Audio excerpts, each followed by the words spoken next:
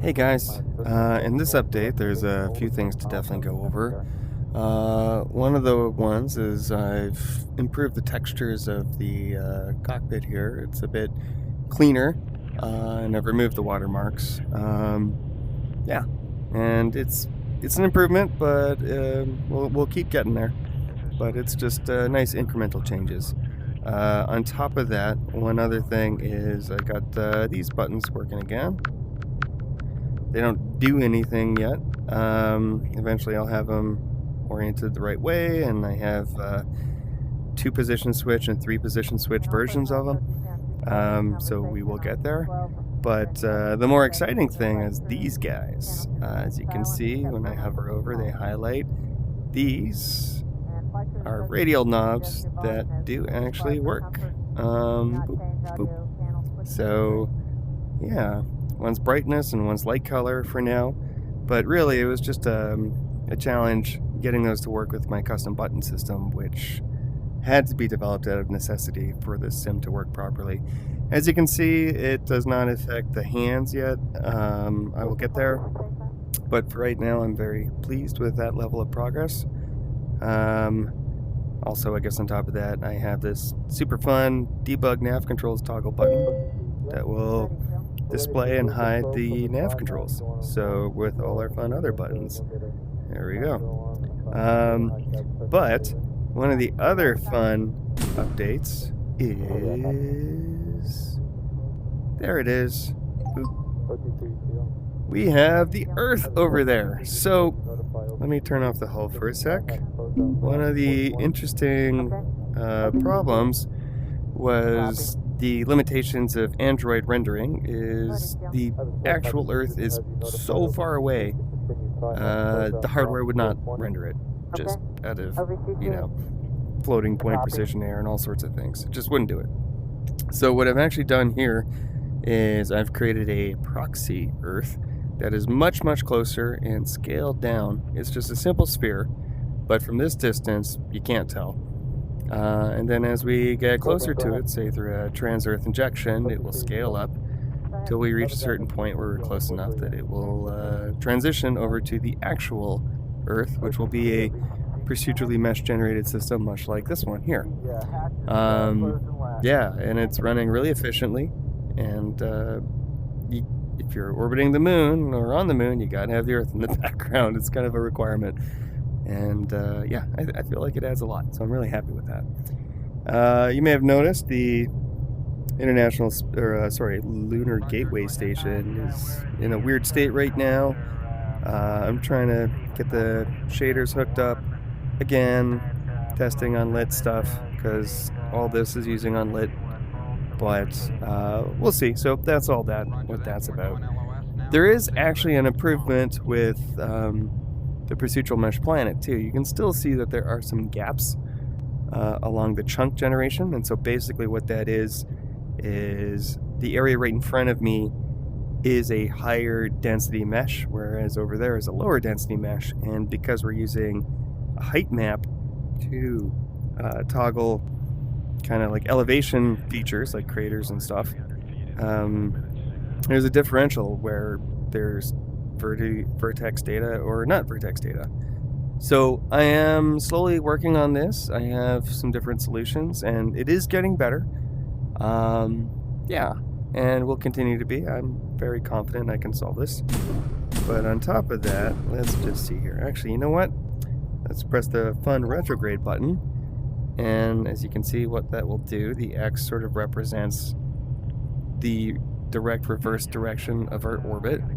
And it's actually perfect. There's a slight yaw offset because of the autopilot, but I'll figure that out later. But it's enough to get it working. And then if I turn my main engines on, go blasting by the Lunar Gateway Station, and we'll just do enough of a burn to slow down our orbit so that we will eventually try and land. And I want to show you the hover engines as well, because they weren't working properly last time.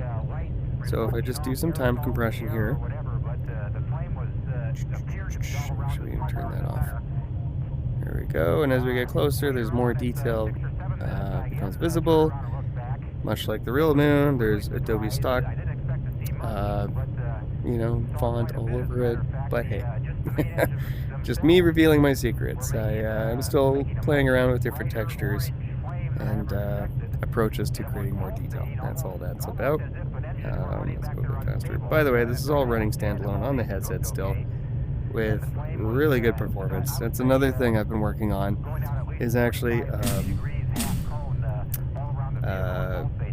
just general performance fixes and getting things running better. And I've implemented things like application space warp and sort of a dynamic foveated rendering pass. We get the occasional dips, but performance, generally speaking, is better and makes me very happy. So as we're getting lower, you can see the undulations of the lunar surface appearing. It's a bit exaggerated for effect, but it'll do. And then yeah, so basically we're more or less falling fast. But what we want to do, the main engines are really powerful, so we can kind of stop our reverse momentum a little bit, and then we want to eventually slow down our hover momentum. So you see the hover engines fire straight up, and so our velocity slows down as we do that, which is good because we're going really, really fast. 0.5 kilometer per second is pretty fast, and now we're slowing down again. So basically right now I'm just kind of slowing horizontal direction and slowing vertical direction. That's more or less what's going on.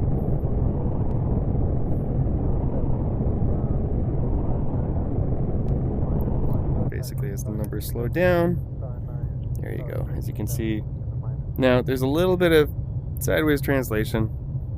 I should switch over to surface mode. There's still some errors. That altitude is very wrong. Vertical speed is not showing up. These are things I hope to work on in the next sprint, as well as all these things. I'm really trying to get these UIs working properly again. Some of them work on PC, but the data is not coming across in Android for some reason. So bugs, endless bugs, always the name of the game. Yeah, so as we're getting closer and closer, kind of like a nice gentle fall. Let's see, I'll just slow this down a little bit. Okay, so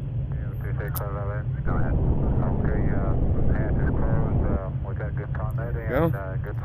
So the idea is to ultimately use these translation thrusters to slow our sideways momentum and stuff.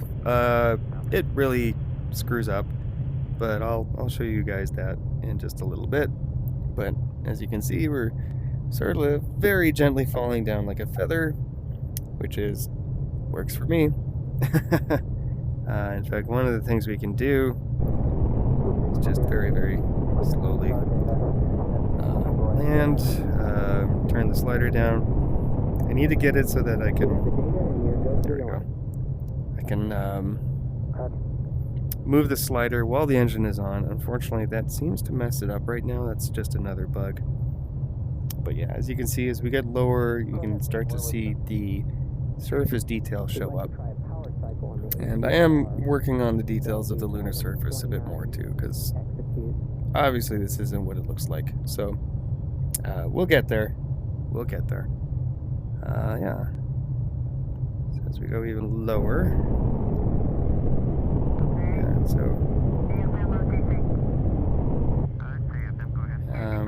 and we're gonna crash. But here's what happens when I press this button. Okay, let's say I want to stop our sideways translation. It should be this, but boom! Not exactly sure why it's doing that. But hey, isn't that cool? Ooh.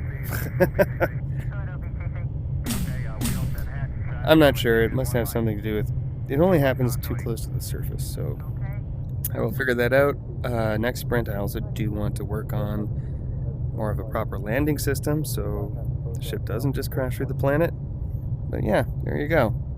So those are the broad strokes here. I'm very pleased with it. Hope you guys find it interesting.